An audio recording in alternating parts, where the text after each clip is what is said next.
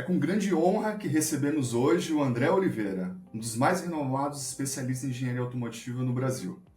Com uma carreira brilhante e multifacetada, ele tem sido um dos principais expoentes da cultura automotiva no país. Atualmente, André ocupa o cargo de Vehicle Programs Director na Ford Motor Company, onde lidera projetos inovadores e de grande impacto na indústria automotiva. O que o seu currículo não conta é a sua paixão por muscle cars, que a gente vai, de alguma forma, explorar nesse episódio. E quem conhece o André e trabalha com o André sabe a forma apaixonada com que ele vive a engenharia dia a dia. Hoje, vamos mergulhar na sua trajetória inspiradora e explorar sua visão sobre o futuro da indústria automotiva. André, bem-vindo ao Pessoas e Produtos. Obrigado, Bruno. Bom dia, prazer estar aqui com você e poder falar um pouquinho mais da indústria, né, para o futuro dessa indústria e um pouco da minha história. Muito obrigado pelo convite. Maravilha, vamos nessa. André, algo que eu sempre pergunto para iniciar as conversas e sempre quis te perguntar, mas precisei ter um podcast para fazer essa pergunta para você. Cara, qual que é a sua história? Qual que é a sua origem? De onde você veio? Como tudo começou? E quais são as suas referências e influências profissionais? Excelente pergunta. A gente acaba sempre falando só de conteúdo técnico, né? E a gente esquece um pouco do lado humano, né? Da nossa história. E eu sou filho de Francisco e Vilma, né? Francisco mineiro, da roça, saiu do interior de Minas, veio para o estado de São Paulo, conheceu minha mãe, filha de japonês com italiana, e meu pai português, então já uma grande mistura aí, excelente, português, japonês, italiano. Se casaram, foram fazer faculdade depois de casados, e aí eu e meu irmão, somos dois irmãos, nascemos durante a faculdade de Direito que eles fizeram. Então, os Os desafios dois já estudaram começaram. direito? Meus pais estudaram Direito, sim, sim. E mais tarde minha mãe se tornou professora também, mas enfim, faz parte da minha história. Daí começaram as dificuldades. 2 filhos, faculdade, cidade do interior, São Paulo. Eu sou o filho mais velho, né? Tenho um irmão de 2 anos a menos. Eu vou fazer 48, ele vai fazer 46. Meu pai bancário, depois não foi exercer a profissão, advogado, nem a minha mãe, mas, enfim, só abriram outras portas. Meu pai trabalhou 38 anos no Banespa, a minha mãe foi professora de escola estadual, escola particular, e sempre focada em geografia, né, que era uma das paixões dela. E com isso nos deram educação, estudo, né, e saúde. Meus pais sempre falaram, a gente vai dar desde criança os valores, né, assim, educação e estudo tem que ser a base, educação e saúde tem que ser a base para tudo. E com isso a vida foi passando, eu fui estudando, por conta de banco eu mudei muito de cidade, então isso me ajudou muito em ter sempre que me adaptar a novos lugares, até que meu pai foi promovido e veio morar na cidade de São Paulo, viemos com ele, e eu fui estudar num colégio particular, no Colégio Santo Agostinho, na Vergueiro, onde depois, um ano depois, minha mãe começou a lecionar, e aí facilitou um pouco mais a nossa vida, porque aí meu pai não tinha que pagar o meu estudo e o estudo do meu irmão.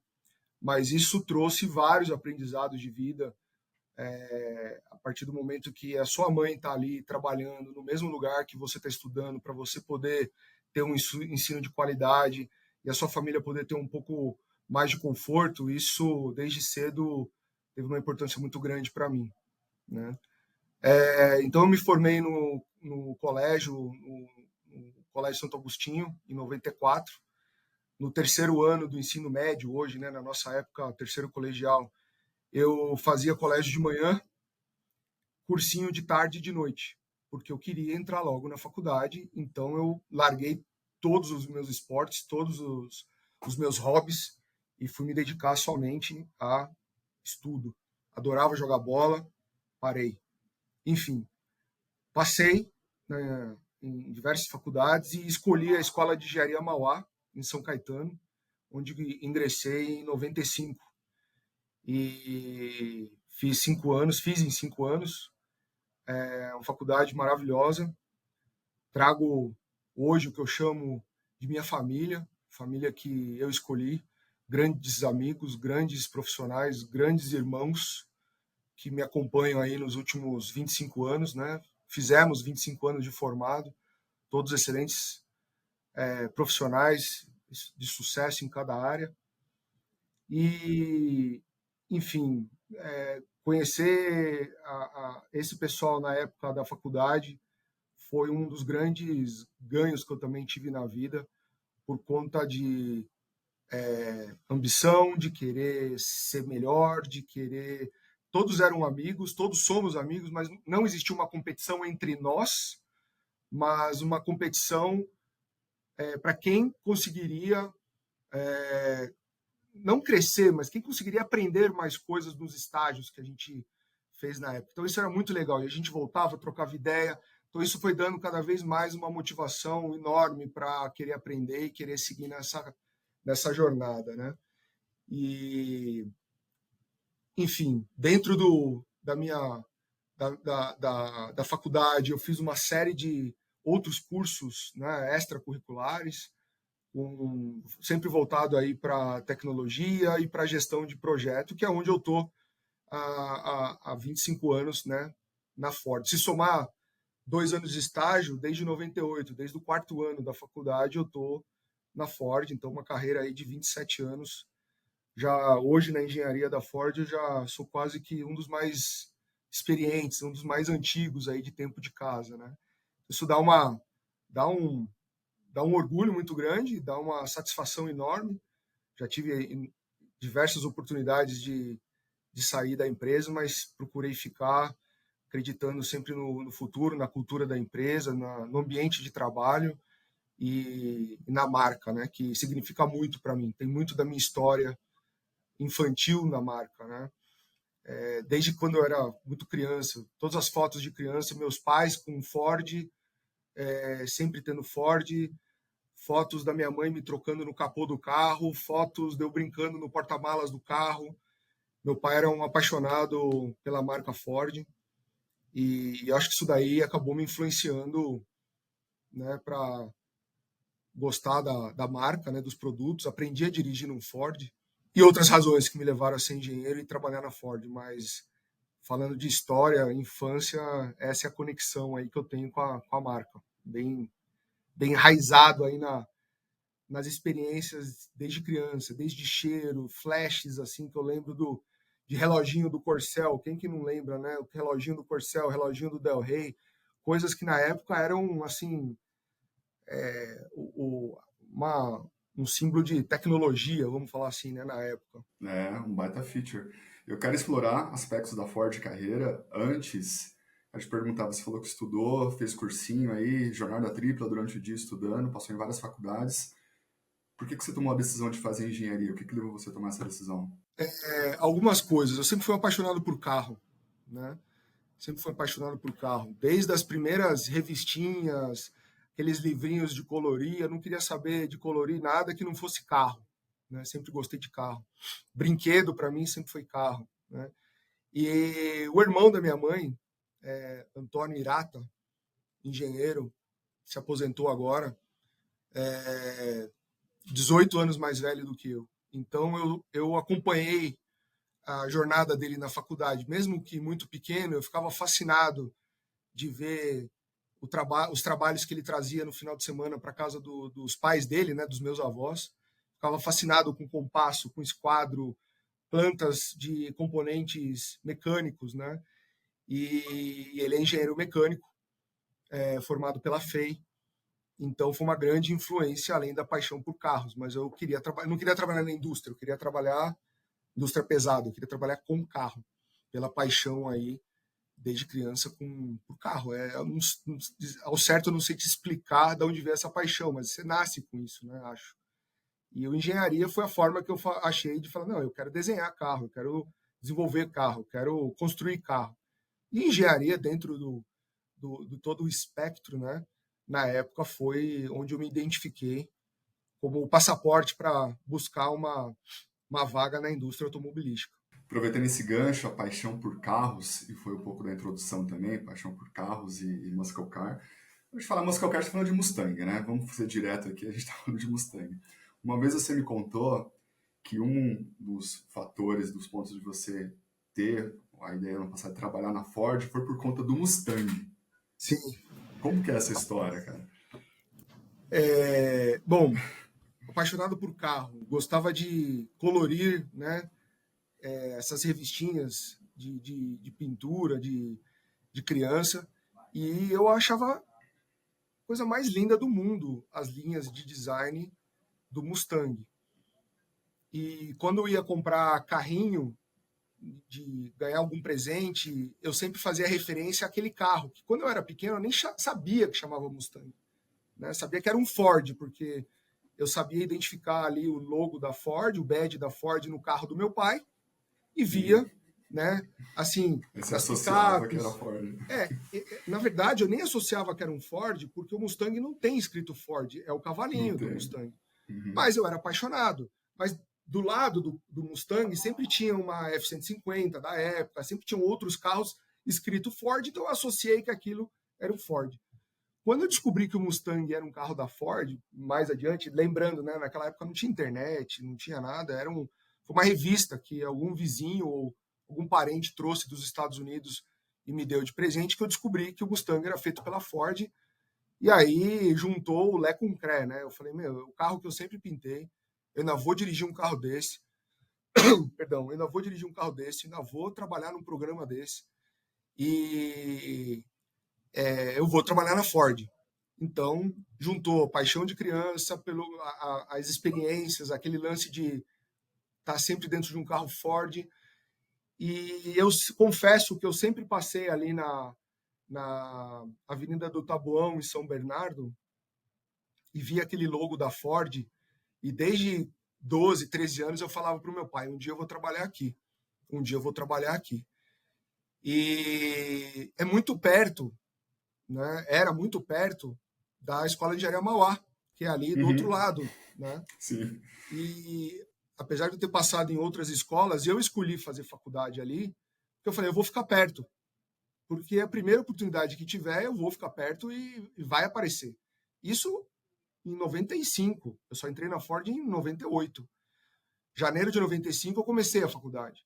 Foi no quarto ano, aliás, no terceiro ano que abriram as vagas, né, para o programa de estágio, que começava em 98 no meu quarto ano. Então foi sempre aquele papo, ia almoçar em São Bernardo, aqueles restaurantes ali mais adiante, esqueci o Demarque, né, no antigo Demarque Demarque. lá. Uhum. Cansei de almoçar lá aos domingos, no final de semana a gente sempre voltava e meu pai sabia que eu gostava da Ford e me provocava, passava ali na frente e tal. Até que ele passava e não falava nada. Até que eu falei, putz, olha a Ford, é aqui que é a Ford, nossa. Aí eu comecei a pedir para passar lá. E eu comecei a falar, eu vou trabalhar aqui um dia. E trabalhei, 98, 99.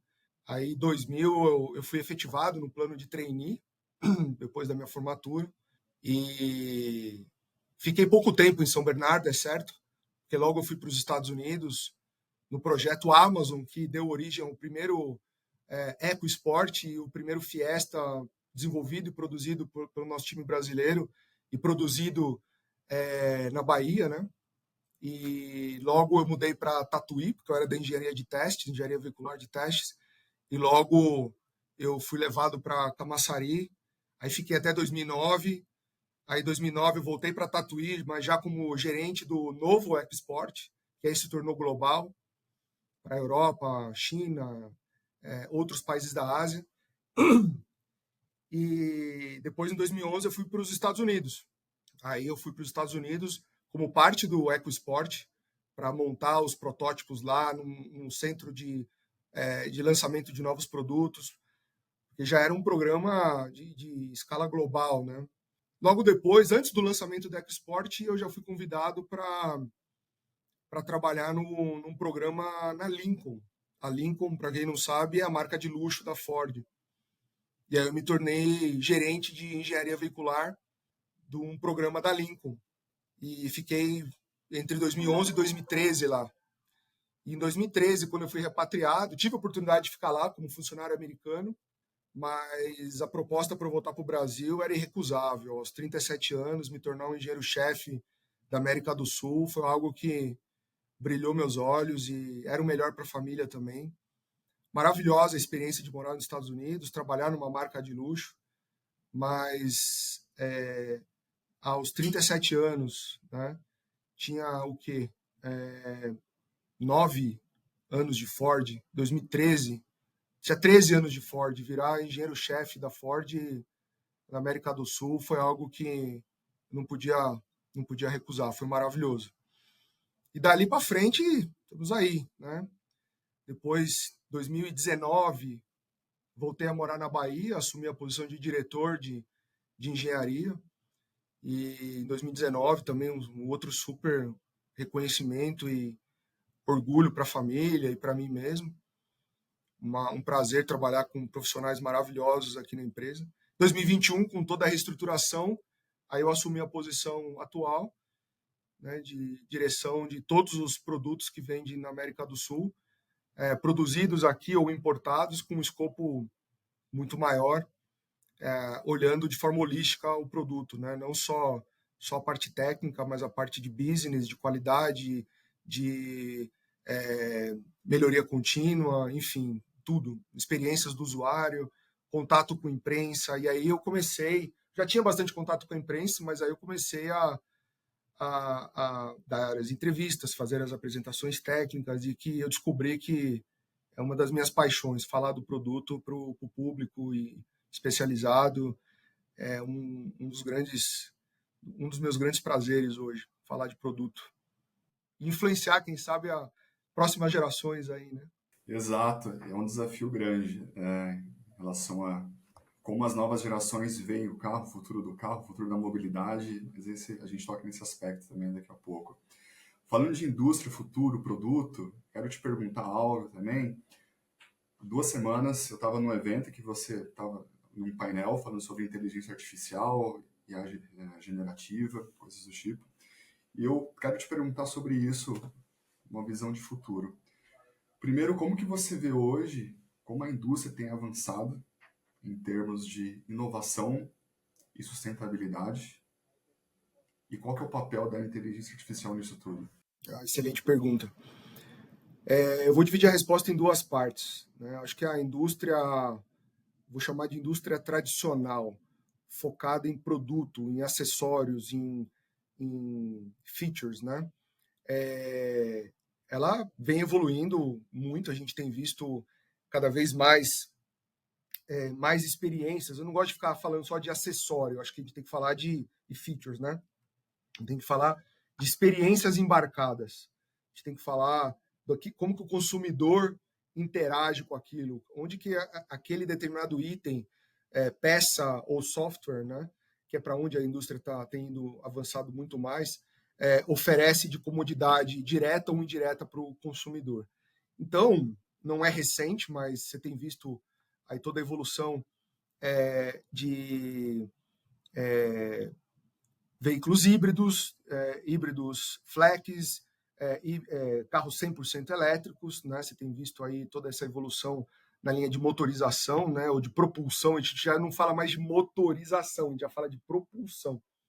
Então, hoje eu não tenho engenheiros de motor, eu tenho engenheiros de propulsão, que podem ser via combustão interna, ou pode ser combustão interna simples, combustão interna híbrida, ou motores elétricos, né?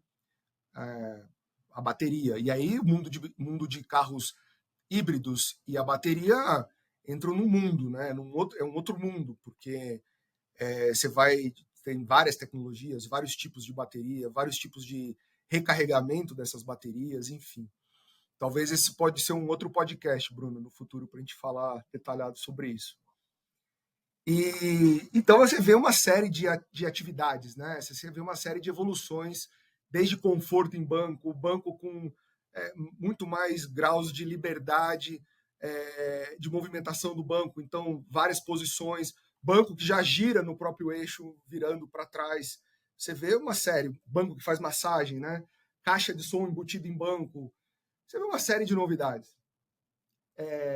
a gente não fala mais teto solar, que é aquele pequenininho, você já fala de teto panorâmico, vidro com função estrutural. Então, acho que a indústria evoluiu muito nisso daí, mas, sinceramente, eu acho que está esgotando na parte de hardware, vamos falar assim, na parte de peças e acessórios. Você tem novas peças e novos acessórios sendo desenvolvidos, mas é muito mais no aspecto funcional e no aspecto de design. No final do dia, um banco vai continuar sendo um banco, vai oferecer outros confortos, outros shapes, outros designs, mas é um banco. Agora, o mundo está se voltando, a tecnologia está se voltando para e está transformando os carros em celulares sobre rodas, né?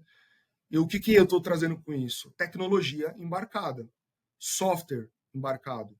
Hoje, 100% dos carros produzidos no mundo, todos são equipados com modem, com tecnologia 5G e expansível. E de graça. Aqui na América do Sul, a gente optou por oferecer o serviço de graça. Ah, então eu tenho um Wi-Fi hotspot dentro do carro? Não. Porque isso é um serviço pago, prestado pelas empresas, e a gente acredita que por que eu vou ter um Wi-Fi hotspot se eu posso colocar o meu celular como Wi-Fi hotspot e meu filho que está no banco de trás pode consumir o meu Wi-Fi, né? A gente acredita que ainda ninguém está disposto a ficar pagando mais pacote para todo mundo. Senão ele teria pago já um Wi-Fi, um chip de Wi-Fi para o tablet do filho, ou para as crianças menores. Muito bem. Tecnologia embarcada, modem embarcado. O que significa? Dados. Dados, a gente costuma dizer que os dados estão se transformando no novo petróleo. Já são o novo petróleo, né? Os dados, tecnologia. E o que acontece? O cliente é imperceptível para o cliente. O cliente não é impactado. A experiência do usuário no dia a dia não é impactado por essa troca de dados entre o carro e a nuvem do nosso servidor. Mas traz muitos benefícios, né? E eu vou listar algumas. Primeiro, a gente isso é o trabalho que a gente está fazendo na Ford, tá? E assim, baseado na nossa inteligência corporativa, pouquíssimas outras OEMs estão fazendo o que a gente faz. Ou se estão explorando muito pouco perto do que a gente explora, do ponto de vista de segurança, do ponto de vista de qualidade.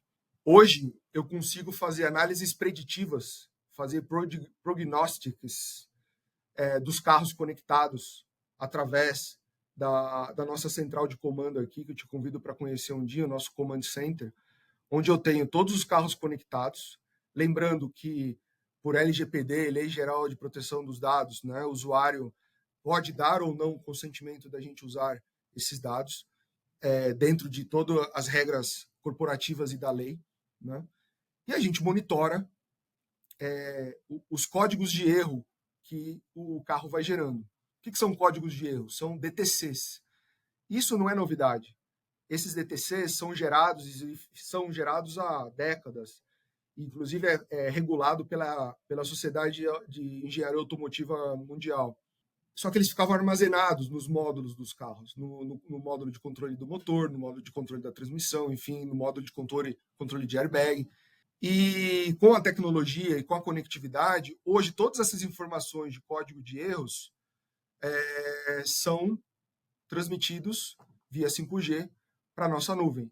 Quando? Toda vez que o usuário liga o carro e toda vez que ele desliga o carro. Então, key on, key off, há uma troca de dados. Se você fizer 150 key on, key offs por dia, 150 vezes haverá uma troca de informação entre nuvem e carro. Por que eu estou falando troca? Porque também vai vir dados da nuvem para o carro e eu já falo sobre isso. O fato de ter um código de erro não significa que é um problema, que o consumidor vai enfrentar um problema. Eu tenho que ter vários gatilhos, vários triggers de código de erro, luz no painel, para daí acender uma luz no painel e aí se tornar um problema. O mais comum que a gente vê é a luz do motor, né, que todo mundo conhece lá, é o motorzinho, aparece, em amarelo ou vermelho. Mas antes mesmo disso acontecer, eu já estou monitorando, eu já estou visualizando. E com o nosso serviço a gente chama de Active Call, um serviço de concierge, eu já posso alertar o consumidor e falar, olha, a gente está aqui, a gente faz isso, né? Não para todos os alertas, mas para os alertas que podem levar a alguma falha do motor ou de qualquer outro componente que vai deixar o consumidor na mão, né? Inclusive bateria, a gente rastreia o que a gente chama de state of charge, o estado de carga das baterias dos carros em transporte, ainda não chegou na concessionária, enquanto está na concessionária esperando ser preparado para ser entregue para o consumidor e depois da vida normal do consumidor. Porque quantas vezes você já ouviu falar, putz, fiquei sem bateria no carro, aí você tem que chamar uma seguradora para dar uma carga na sua bateria. A gente não quer que isso aconteça, né? Então, eu venho monitorando a qualidade da saúde da bateria. Vou dar o exemplo da bateria. Desde que o carro é produzido. E a gente tem limites. Quando chega antes de chegar num determinado ponto, 10, 20% acima de um determinado ponto que a gente fala aqui é perigoso, a gente o sistema hoje, a nossa inteligência artificial, já emite um relatório automático que vai, por exemplo, para o pátio onde os carros estão armazenados, numa transportadora, indicando os carros A, B, C, esses VIN numbers de carros com essa geolocalização precisam dar uma partida no carro e fazer todo um procedimento que é feito. Até hoje, isso também era feito. Só que era feito só por data.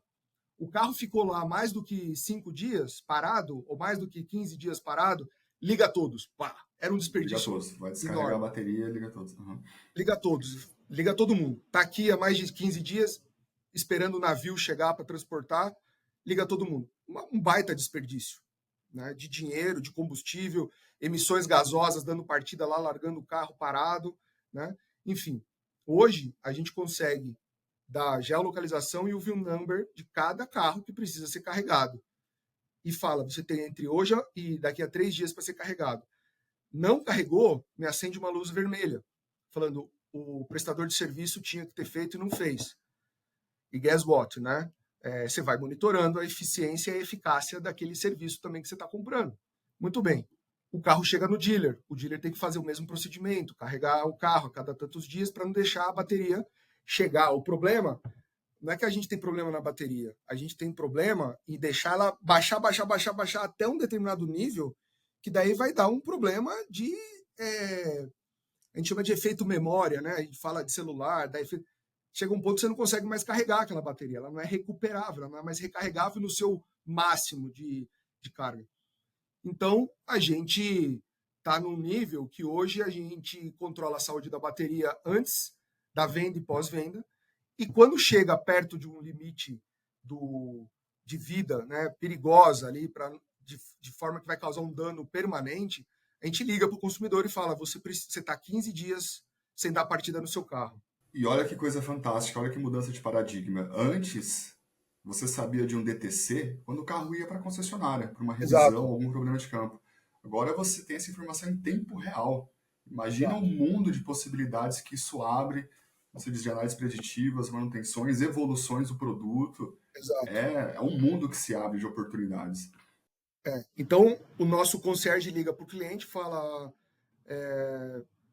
o senhor ou a senhora dona do carro, a gente está monitorando aqui, a bateria do carro do senhor, da senhora está entrando num estágio crítico, já tem mais de 15, 17, 20 dias que não é dado partida nesse carro, a gente recomenda, se o senhor não tiver, ou a senhora não tiver por perto, recomendar alguém dar partida no carro. Ah, mas eu estou na Europa, viajando com a minha família. Né? O que eu faço? Então, o carro está parado num lugar seguro, está fechado, está num lugar que, se der partida, pode asfixiar alguém, porque você está emitindo gás ali. Está num lugar seguro? Está num lugar que o senhor conseguiria dar partida pelo Ford Pass. A gente dá partida no carro pelo Ford Pass. Fala, não, o carro está na fazenda. Então o senhor pode pegar... O senhor tem o Ford Pass instalado? Tenho. Então o senhor pode dar a partida pelo carro, pelo próprio celular. Olha a experiência do cliente. Olha a experiência da relação com a marca. É isso mesmo? Não, é isso mesmo. O senhor pode dar partida, ele vai dar partida, ele vai ficar 10 minutos ligado, é o suficiente para o senhor ou a senhora carregar e não ter problema quando vocês voltarem. Pô, os feedbacks que a gente está recebendo é maravilhoso, né? Maravilhosos. E então eu consigo acompanhar também aqui, pelo FordPass, ele já tinha recebido uma ou duas mensagens falando, escrito, né? Recomendamos fazer isso, seguir o procedimento pelo FordPass. Tá viajando, não viu a mensagem chegar no FordPass, aí ele te liga. Então isso é só uma das experiências. Tem mais de 20 experiências aí, né? Então a tecnologia está indo por esse lado.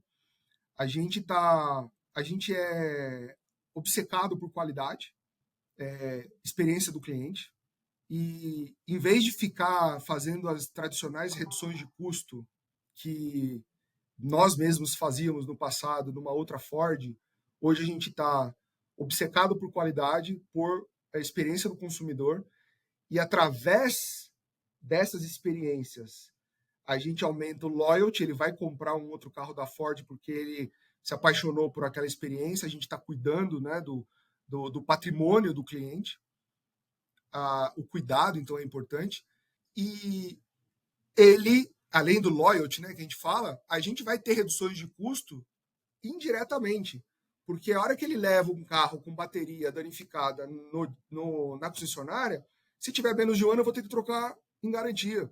E eu não vou ter como provar que foi mau uso ou nada, ou que ele deixou o carro parado 6 meses. Não tinha como provar. Né? Então, hoje, a gente está cuidando para que ele não tenha o problema. Eu não estou preocupado de trocar. Se tiver que trocar, nós vamos trocar. Mas eu estou preocupado, e já aconteceu comigo, comigo na minha família, de gente precisar sair de carro para alguma emergência e o carro está sem bateria. Entendeu? E você ficar, o quê? Desesperado, eu preciso de carro. Né? Muito bem, então a tecnologia está indo para esse lado. Essa tecnologia embarcada, que eu acho que acho não, é o futuro que nós já estamos vivenciando. E tem uma outra parte, que é o que a nuvem manda para o carro. Né? Então hoje, o carro, vou pegar uma Ranger ou uma F-150, um Mustang, tem mais de 40 módulos no carro. E, para não dizer 100%, 80% a 90% desses módulos podem receber atualizações over the air. Cada uma tem um tamanho de pacote de megabytes, vamos chamar assim, ou de gigabytes, né? E cada uma vai ser transparente ou não para o cliente. Te explico. Tem uma atualização do módulo do levantador de vidro automático. Precisa fazer.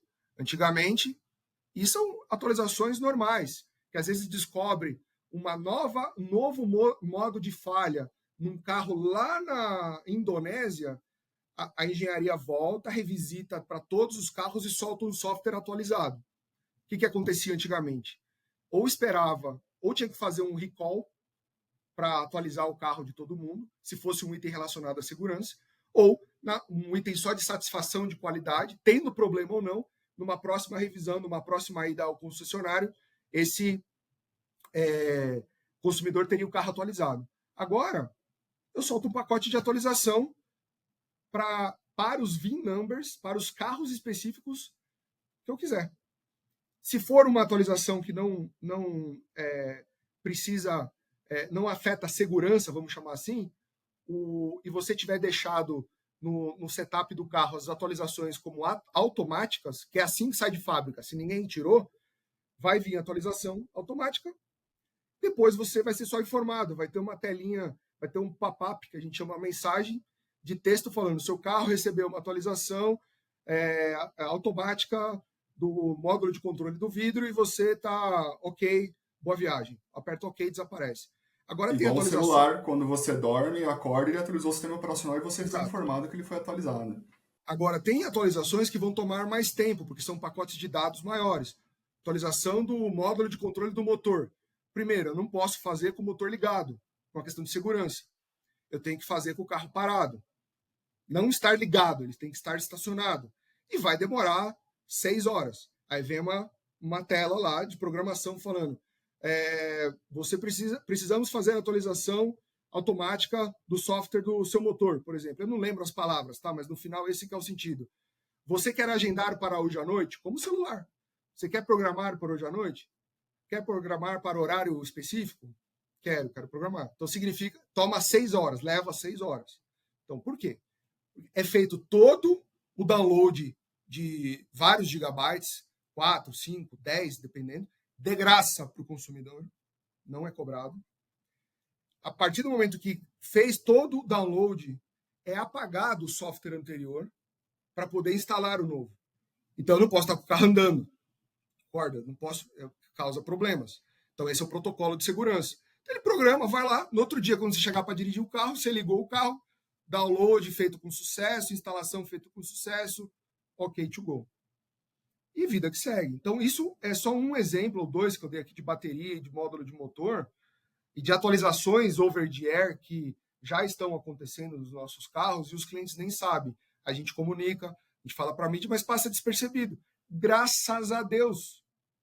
Porque tem que ser mesmo uma experiência seamless. Tem que ser tudo automático. Porque você tem diversas faixas etárias, diversas gerações, quem está acostumado, quem não está, e tem que ser transparente mesmo. Mas a gente não pode deixar de informar que o seu carro foi atualizado. Então,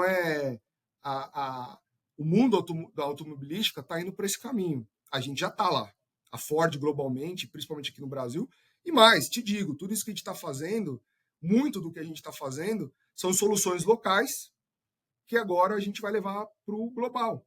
A gente tem aí os caminhos traçados de soluções que nós estamos desenvolvendo aqui para serem expandidas e se tornarem práticas e procedimentos globais.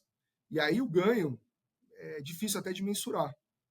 E sem deletar acessórios, sem encontrar reduções de custo visíveis ao consumidor. Na verdade, a gente está oferecendo uma experiência maravilhosa sobre qualidade, sobre cuidando do seu produto, mesmo antes de você saber, a gente já está cuidando. E tem uma frase que eu falo, que eu me inspirei numa propaganda da Amazon de 2014, que eles começaram a usar análises preditivas, e a propaganda era assim: we ship before you buy. Ou seja, estatisticamente, baseado na prática de consumo de uma determinada região, ele já mandava da central grande para centrais menores produtos com uma maior saída. E aqui, o ship before you buy, a gente traduziu para we care before you need. Então, a gente já está se preocupando antes mesmo de você saber que você precisa. Evitando trocas de componentes desnecessárias, evitando falhas catastróficas, os custos mais altos e deixar o cliente na mão, que no final do dia ninguém quer ficar sem carro. Acho que eu dei uma pincelada geral aí, cara. Fantástico, e esse é o tipo de inovação que gera valor para o cliente, como você disse, que gera loyalty, que gera fidelidade, que melhora a experiência. Isso é fantástico, esses exemplos são muito legais. Tem outros que eu não posso nem contar ainda porque estão em fase experimental, mas você vai ficar surpreso. Todos Fica vão para o ficar próximo surpresos. episódio, aí você me conta. Exato. André, eu tô com uma pergunta aqui para fazer para você há dias já, está na pauta, eu venho pensando sobre ela, que é o seguinte. Você falou mais de uma vez sobre as gerações, né? Que as gerações mudam, e é fato, a gente tem filhos adolescentes, a gente sabe como é, então, sabe o interesse que as novas gerações têm por veículo hoje, que é muito diferente da nossa geração. Também apaixonada por carro, um monte de histórias que eu tenho a minha vida toda com carro. E a pergunta é a seguinte: como você acha, qual deve ser o nosso papel para tornar novamente o veículo um produto sexy para as novas gerações, que gere interesse, que as pessoas tenham interesse em ter um carro, e não só na mobilidade. Óbvio, a mobilidade é importante, mas como que você avalia tudo isso, se é que faz sentido isso que eu estou falando ou não? Faz total sentido, né? Faz total sentido. Eu acho que muito do que veio acontecendo nos últimos anos é uma transformação do carro em commodity. É tudo igual, é tudo igual. Muita gente compra carro facilitou ao longo dos anos, facilitada a compra de carros hoje em dia, carros mais populares, né? E as gerações foram perdendo interesse, porque ter um carro para determinadas gerações deixou de ser um diferencial, deixou de ser uma comodidade e passou a ser assim um meio de transporte simplesmente porque era um carro commodity. Eu acho que, primeiro, eu gosto de falar em casa, né? Com os meus filhos. Eu acho que é fácil, talvez, quem vai ouvir a gente, falar: bom, mas você é um especialista, os seus filhos veem a paixão que você tem por carro e eles entram nessa dinâmica, né? Mas eu acho que tem, sim, um pouco do que os pais e as mães transmitem para os filhos e filhas sobre histórias, experiências e tal do passado para tentar resgatar essa cultura. Mas nós, da indústria automotiva, acho que a gente tem uma responsabilidade muito grande, que é fazer carro para essa nova geração, não é fazer carro de muitos anos atrás. Então, atrair as novas gerações para o carro passa por design, porque design, sempre o ser humano vai ser apaixonado por design de qualquer tipo de produto. Passa por tecnologia. Então, você pega um Mach-E, por exemplo, um Mustang Mach-E, o carro é quase um videogame. É lindo.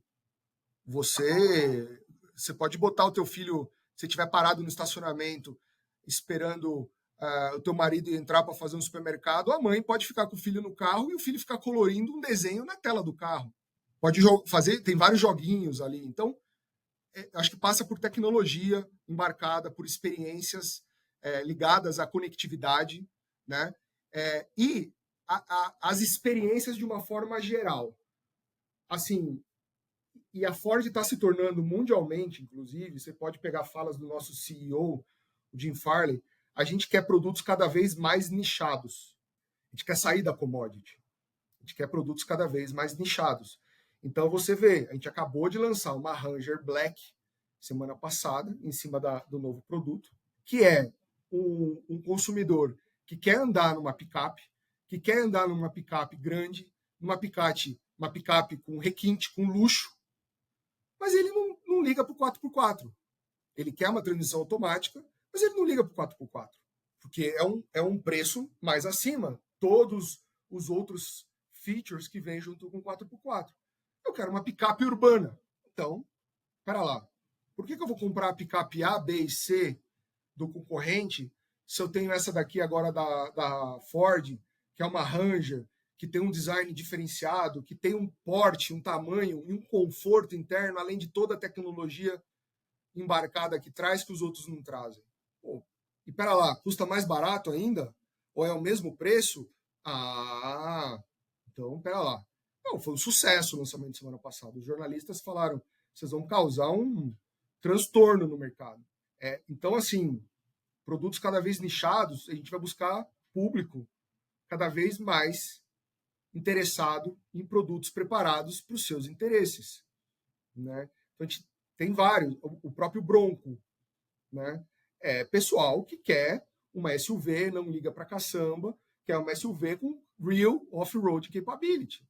Traz tudo que uma Land Rover Discovery traz dentro de um pacote muito mais affordable, muito mais acessível, né? Traz todo o appeal, né? Além de capability off-road. Então aí vai, cara. A Ranger Raptor é uma Ranger que sobe parede, né? E com todo o capability e um design maravilhoso, né? Então você tem cada vez mais o que a gente chama de séries derivativas emocionais, né? Séries Special Series emocionais que trazem emotion, né? Trazem conexão cada vez mais do produto com o cliente. O produto representa a imagem que o cliente quer ter. A gente compra o carro que me personifica. Então, e com essas novas gerações, é tecnologia. O design vai ser importante, vai, o conforto, segurança, mas tecnologia é a alma do negócio. Bom, daqui para frente, entendeu? André, qual que é a sua zona de impacto? Qual área, atividade ou função que você acredita que faz diferença na vida das pessoas, no mundo, na sociedade? Bom, eu sou responsável por muita coisa dentro da Ford, mas trabalhar para cada vez mais a gente emitir cada vez menos, né, emissões gasosas, né, trabalhar para reduzir cada vez mais as emissões gasosas com combustíveis alternativos, né, é uma das grandes paixões que eu tenho por conta da minha formação, por conta do país que a gente vive, enfim, todos os aspectos de ESG, né, de environment, de meio ambiente, querendo deixar no final um mundo, um legado e um mundo melhor para os meus filhos. Fora os aspectos de emissões, inovação é o que me move, né?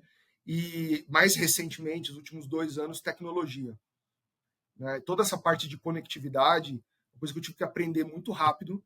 Me vi de repente um dinossauro falando com software developers de 25 anos, 24 anos, 23 anos, sabendo muito mais, eu não sabendo nem falar o abecedário com eles. Então, eu tive que estudar, me preparar. Confesso que eu não sei fazer as programações e não é onde eu vou agregar valor para a indústria. Eu vou agregar valor para a indústria trazendo as ideias, as inovações, as novas experiências, as novas oportunidades de oferecer novas experiências para o consumidor e, obviamente, através de serviços da Ford, onde que eu crio valor hoje, e cuidando dos consumidores, cuidando dos produtos, que no final está cuidando da vida dos consumidores. Segurança ativa, segurança passiva, né? Todos esses aspectos que envolvem conectividade é onde hoje acho que tem mais espaço no meu coração, porque é o que eu chamo de nova engenharia. A engenharia mais tradicional tem muita gente já cuidando, tem uma equipe grande trabalhando comigo nisso. Eu entro, eu dou os meus feedbacks, eu dou os meus direcionais, mas eu crio muito pouco. E um engenheiro gosta de criar, gosta de inovar. E onde eu crio, onde eu faço brainstorming, onde a gente faz MVPs, é nessa parte de tecnologia, de serviços de conectividade e nos veículos emocionais, nas novas séries. Acabei de sair de uma reunião antes de entrar aqui com você, estava discutindo ideias de novos produtos derivados, né, dos produtos, vamos dizer, normais da nossa empresa, então, de produção da nossa empresa.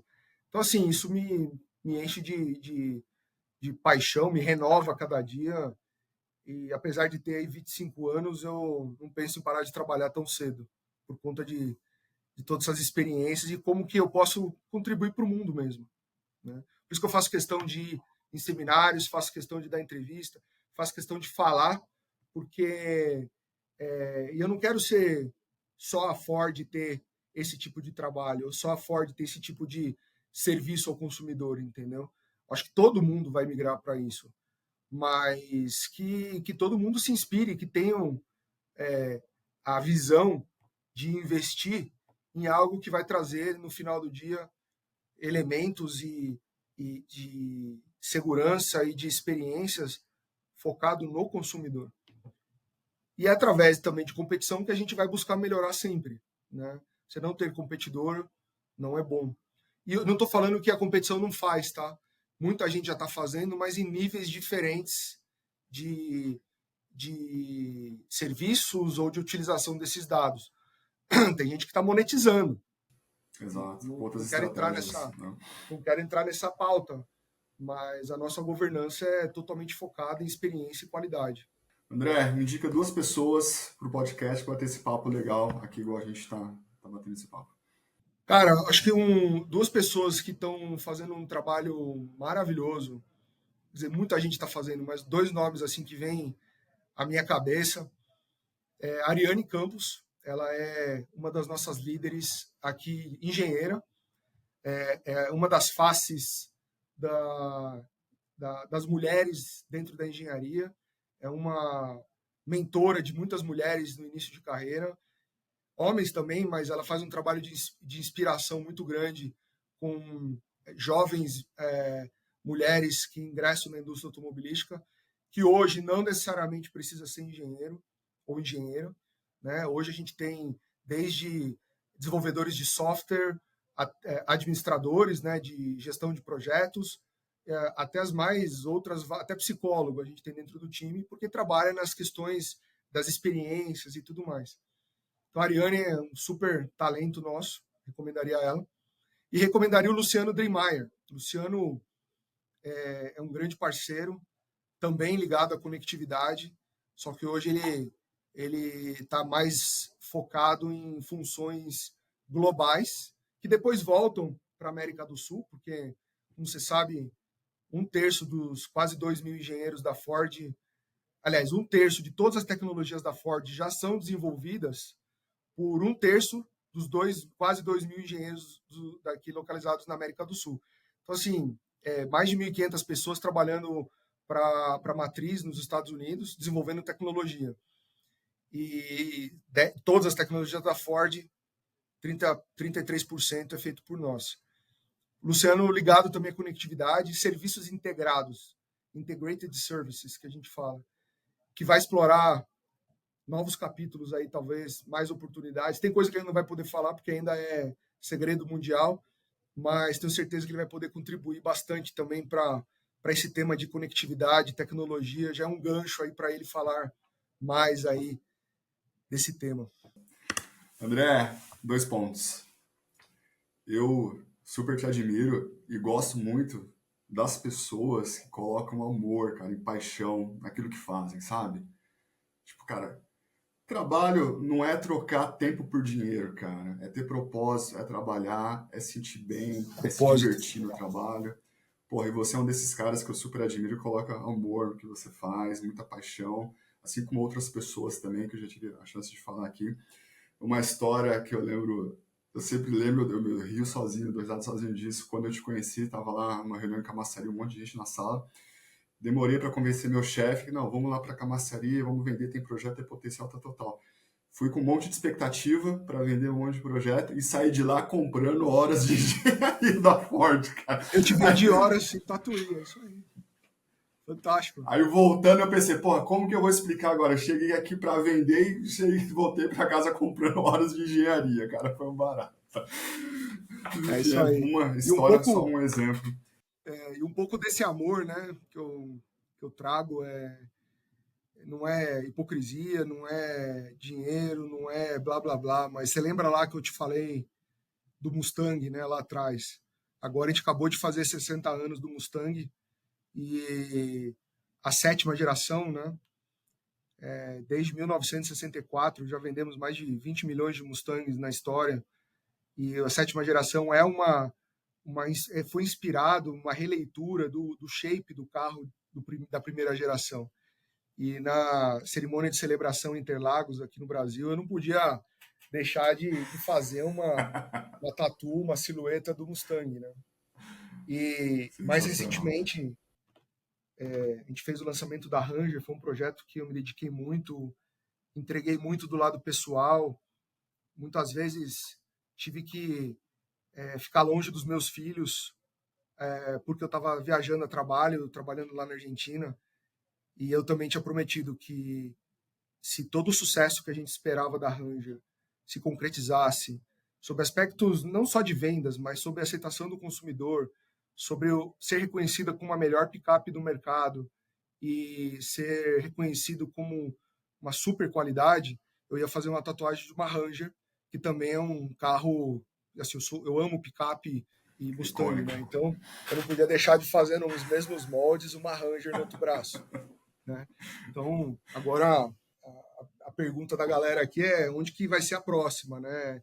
Qual vai ser a próxima tatuagem? Vocês vão saber em E breve, qual mas eu vai não ser a posso falar próxima? ainda. Já tem em mente qual vai ser a próxima? Não? Tenho, mas eu não posso revelar porque ainda é produto não lançado. Então, quem sabe uma hora ou outra hora eu volto aí e mostro a tatuagem. Mas é isso, cara, é amor.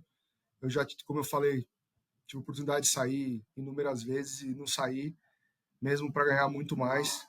E dinheiro não é tudo. Paixão move a gente, propósito, admiração pela marca, pelos produtos. E, cara, uma coisa que a gente não fala muito, mas quem chega de fora ou quem está aqui dentro vai e depois conversa e pede para voltar, a cultura da Ford é maravilhosa. É um great place to work. É um lugar onde você se sente seguro para você criar, para você inovar, onde você se sente seguro para falar, para dar feedback. Com qualquer líder da companhia, o presidente fala com todo mundo, os diretores falam com todo mundo. Não tem essa de, para falar com o presidente, eu vou ter que, sabe, vir de terno, gravata.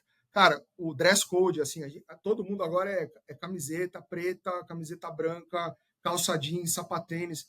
Não tem mais, assim, vou ter que trabalhar de social. Não, o presidente se veste assim. Então, e isso é para a cultura inteira. Então, assim, maravilhoso o lugar que eu trabalho. Pelas E essa fitinha é do pessoas. Outubro Rosa que você está usando, né? Que agora Outubro Rosa, exato. Uhum. Outubro Rosa, Novembro Azul. Em novembro eu vou estar com outra fitinha. Então, super. Pessoas que trabalharam aqui, saíram, pede pelo amor de Deus, me deixa eu voltar porque eu estou num lugar que o ambiente é tóxico. Não tem isso. Então, a gente valoriza muito os comportamentos da nossa liderança, a cultura, os valores, e é isso que eu passo muito para todo mundo. Quem começa a trabalhar aqui, gente, antes de qualquer coisa, vai entender o que se espera de uma pessoa que trabalha aqui, sabe? Porque isso fica, Bruno, isso fica para a gente, para a vida, para os filhos, para a família, entendeu? Isso aí. História linda, aquele garoto que passava dentro do Corcel, lá com o pai, na Avenida do Tabuão, viu o logo da Ford, sonhava ver o Mustang nas propagandas. É isso aí, cara. Valeu. André, obrigado por compartilhar a sua história. Muitíssimo obrigado. Esse foi o André Oliveira, do Pessoas e Produtos. Pessoal, valeu, André. Um abraço, Bruno. Obrigado. Até mais. Abração.